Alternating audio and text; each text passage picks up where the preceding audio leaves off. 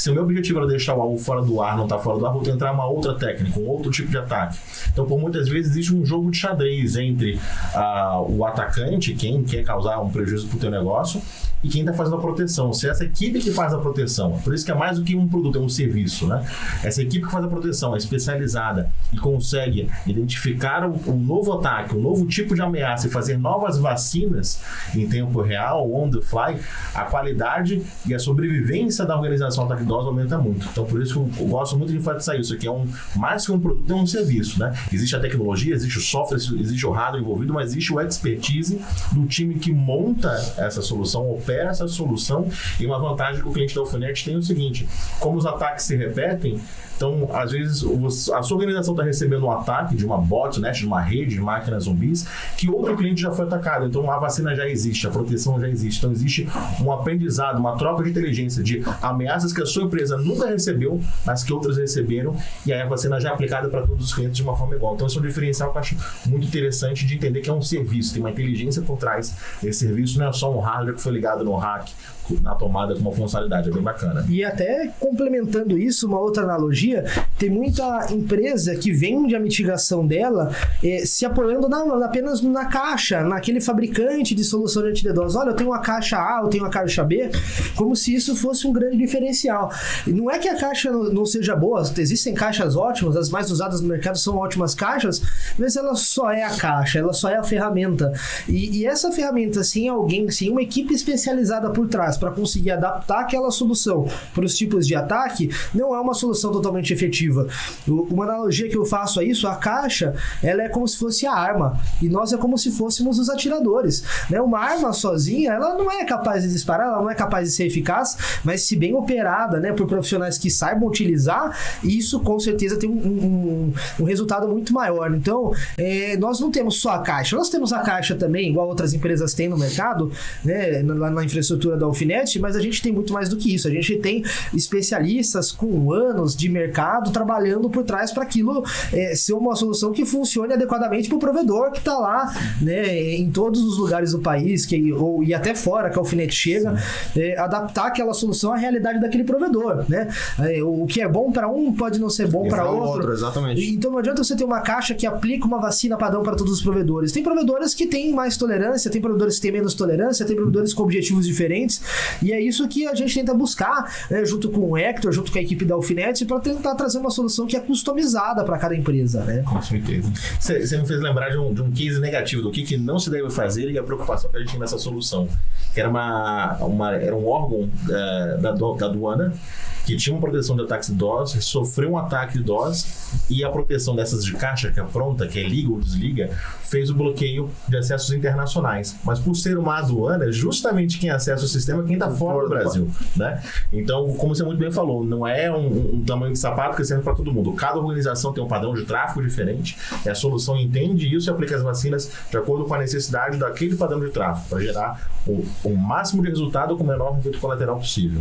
A gente então poderia dizer que a gente tem o melhor dos mundos, né? A gente tem diferentes caixas com os especialistas e a gente traz isso para uma inteligência coletiva, justamente para que a gente possa atender as demandas específicas de cada organização, entendendo que a gente pode ter clientes ISPs, a gente pode ter também alguns clientes que são empresas corporativas, que essa solução vai atender também eles. Correto? Com certeza. Perfeito. E a gente está se cercando de um cinturão de produtos e serviços para poder chegar nesse objetivo, que é a proteção cibernética dos clientes diferentes. Até porque existem igual em todo o mundo de segurança cibernética e de cybercrime também, todo dia surgem ameaças novas. Então é difícil para um único fabricante conseguir se atualizar num tempo hábil, né? Por mais que o fabricante seja muito rápido, ele desenvolva uma vacina em uma semana, 15 dias, isso é muito tempo. O provedor não pode ficar 15 dias esperando uma empresa internacional lançar uma vacina. Para ver se funciona, para testar ainda. Para ver se funciona. Mas a gente consegue lançar isso em poucas horas, né? Dependendo do tipo de problema, aí, em questão de 30 minutos, uma hora, um ataque inédito, a gente já tem uma solução, a gente consegue aplicar. Por isso que a gente prefere adotar esse modelo de multiplataformas e também com soluções próprias desenvolvidas dentro de casa para atender esses provedores mais rápidos. O provedor não pode esperar. A gente sabe que a disponibilidade, antigamente a velocidade era muito importante, hoje a disponibilidade é muito mais importante do que só velocidade, né? Hoje todo mundo tem lá em casa 300, 400, 500 megas, até plano de 1 GB, né? Mas e a disponibilidade, o uptime? Isso é o que a gente está falando. A gente está falando aqui da disponibilidade do cliente Ufinet, né? Através de um dos pilares que é o anti-DDoS. Isso mesmo. Tem algumas perguntas aqui no site, antes da gente falar um pouquinho sobre os planos da Ufinet, né, para os ISPs, né, para as pessoas que querem contar com essa solução, com esse produto Ufinet. Então vamos tirar as dúvidas aqui do pessoal do chat. Temos uma pergunta aqui. Qual a diferença entre banda suja e banda limpa?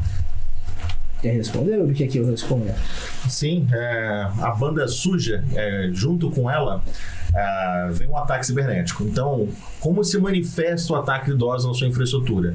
Você está acostumado a ter um certo padrão de tráfego, de 1 GB, 2 GB, de repente vem dezenas, 20, 30, 40, 50. Então a gente chama de a banda suja, é a banda de tráfego causada pelo DDoS, que não é aquilo que os seus clientes, seus sistemas solicitaram. A banda limpa é a banda que de fato você está demandando da internet, de fato é a navegação da sua organização dos seus clientes. Então uma forma da gente pensar na mitigação de DDoS é pensar como se fosse um funil. Tem uma boca grande do funil e uma boca pequena. E a gente coloca um filtro de café nesse funil. Então a boca grande recebe toda a banda suja, tem uma capacidade máxima de ataques, geralmente são dezenas de gigabits por segundo. E quando ele passa pela mitigação, esse tráfego malicioso é descartado e na boca pequena do funil sai o tráfego limpo, que seria a banda limpa. Então a banda suja é misturado, né, o tráfego legítimo com o ilegítimo, e na banda limpa aquilo que de fato é a navegação dos seus usuários, dos seus servidores e dos seus clientes de acesso à internet. Então essa é a diferença entre banda suja e banda limpa. No caso aqui também tem uma pergunta, se a ideia do DOS é parar um serviço, um ataque, né, no cliente, colocar o IP em backhole, não dá no mesmo? Isso acaba dando nos mesmos. É engraçado essa diferença. Quando você pega livros de rede mais tradicionais, eles citam black hole como uma técnica de proteção contra ataque de DDoS, e de fato ela mas até um certo grau, né? Então, para quem é um provedor de acesso à internet ou um data center, dentro da organização dele, ele tem múltiplos endereços IP. Quando há um tipo de ataque, uma das primeiras tentativas que o sistema autônomo faz se existe um ataque somente para um IP que está derrubando toda a minha infraestrutura, e se eu expulsar aquele IP da internet, ele mata o problema, ele para de sofrer com aquele impacto. Então a organização como um todo, ela para de sofrer o grande efeito colateral, mas aquele cliente ficou fora do ar. Ou seja, você ajudou o atacante a atingir o objetivo dele, que era deixar aquele comércio eletrônico, aquele provedor, aquele link dedicado, aquela prefeitura fora do ar. Então, pensando no kit de remédios, né, de cirurgias que a gente tem para poder tratar dessa doença que é o DDoS, o black hole é uma, mas ela tem um alcance muito restrito. Então ela acaba, é como se fosse vão dos anéis e ficam os dedos. Vou perder um cliente, vou tirar um serviço fora do ar para conseguir proteger o resto da organização. Então, até uma camada ela atende, mas o objetivo é manter a operação tudo 100%, mesmo diante do ataque de DDoS, é necessário um segundo degrau, que é a mitigação de DDoS propriamente dita, que é a filtragem, fazer esse funil que eu expliquei agora há pouco. Como uma analogia, eu sou o cara das analogias. Uma boa analogia.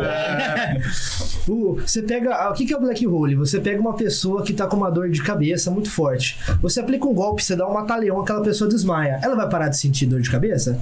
Ela vai parar, mas ela vai parar de sentir todo o resto também.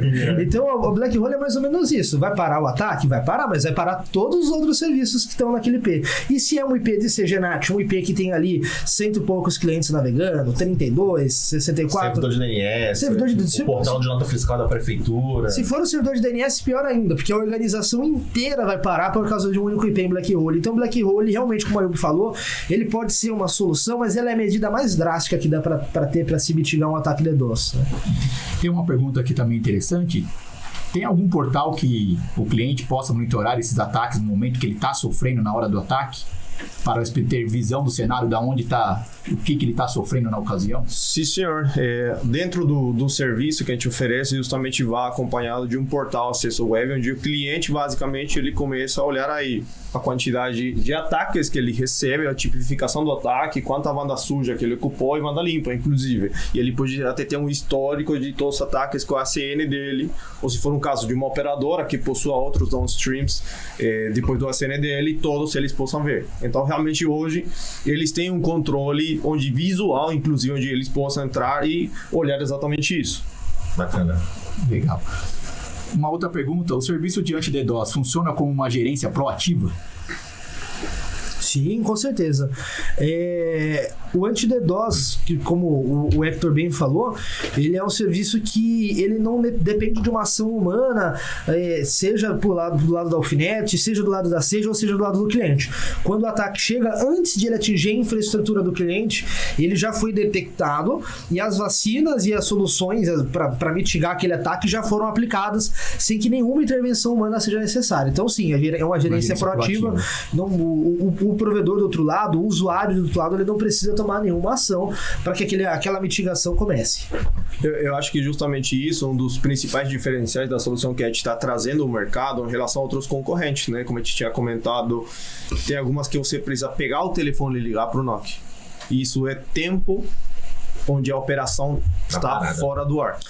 Ou o que eu já vi também, que acontece com até grandes operadoras, é uma solução que ela é complexa, que assim, você tem a seção de trânsito IP que você usa para navegar, você tem ali uma VLAN, né, um cross com aquela empresa onde você recebe o tráfego limpo, mas quando você sofre o ataque DDoS, você tem que ter previamente estabelecido um outro túnel GRE, você pega os IPs que estão sendo atacados, os /32, anuncia por aquele GRE, e aí o tráfego daqueles IPs vem por esse túnel. Então, se forem milhares de IPs, você tem que achar os milhares de IPs, um por um, anunciar para aquela seção BGP em cima daquele GRE, e esse GRE, às vezes a velocidade não é a mesma daquele trânsito IP. É uma solução que ela é difícil de entender, é difícil de comprar e exige que o provedor que está na ponta tome várias ações. Que seja bom em DDoS. Que seja bom, tem que entender. Você tem que entender que é GRE, você vai ter que entender a questão de fragmentação de pacote, fazer claim para MSS, é muita coisa que precisa ser feita. Os IPs atacados. Ele teria que fazer o processo de detecção, identificação dos IPs, para ele logo jogar na ferramenta da operadora. Isso realmente eu acho que hoje quase ninguém tem o tempo de fazer. Por quê? Porque o cara que tá aí sentando, olhando, pegando as informações, ao mesmo tempo tem o telefone dele tocando do lado. Com o cliente ligando, querendo uma solução. Eu acho que hoje, principalmente, esse tipo de ferramentas não acompanha a velocidade de crescimento do mercado. Isso impacta no negócio, porque o tempo que os engenheiros, as melhores mentes do provedor gastam fazendo essas coisas, é um tempo que eles poderiam gastar investindo em melhoria, em expansão, gerando métrica para que os executivos da empresa expandam a rede, ou melhorando a malha MPLS para conseguir entregar um serviço de LAN to LAN melhor, mais rápido. Não, ele está gastando tempo com uma coisa que já foi resolvida, é uma coisa que poderia ser automático, está fazendo manualmente algo que poderia ser automático. Exatamente, uma coisa que pode ser automatizada, né? Então, ótima pergunta.